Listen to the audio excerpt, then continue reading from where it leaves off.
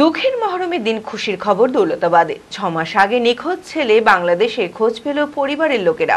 দৌলতাবাদ থানা নওদাপাড়ার বাসিন্দা মানসিক ভারসাম্যহীন মোহাম্মদ হাসান আলী 6 মাস আগে নিখোঁজ হয়ে যায়। বুধবার বাংলাদেশের গোলাবাড়ী রেল স্টেশন থেকে উদ্ধার হয় ওই ব্যক্তি। এক স্বেচ্ছাসেবী সংস্থার মাধ্যমে ভারতে যোগাযোগ করে ওই ব্যক্তির নাম পরিচয় জানা যায়।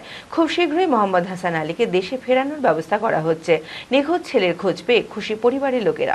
মানসিক স্বাস্থ্যের জন্য সবার আগে যে নামটি মনে ভেসে ওঠে সুস্থ মনের ঠিকানা মনোবীক্ষণ।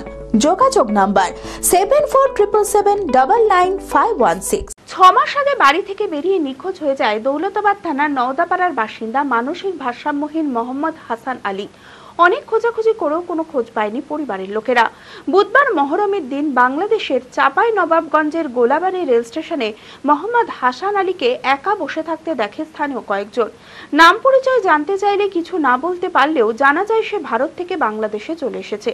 এরপর এক স্বেচ্ছাসেবী সংস্থার মাধ্যমে ভারতে যোগাযোগ করে ওই ব্যক্তির নাম পরিচয় জানা যায়। যোগাযোগ করা হয় পরিবারের সঙ্গে। দুই দেশের সমস্ত প্রক্রিয়া অনুযায়ী খুব শীঘ্রই মোহাম্মদ হাসান আলীকে দেশে ফেরানোর ব্যবস্থা করা হচ্ছে। নিখোঁজ ছেলের খোঁজ পেয়ে খুশি পরিবারের লোকেরা। লীলা হসপিটাল, a multi-speciality hospital, 24 ঘন্টা ইমার্জেন্সি পরিষেবা। লীলা হসপিটাল, বহরমপুর, মুর্শিদাবাদ।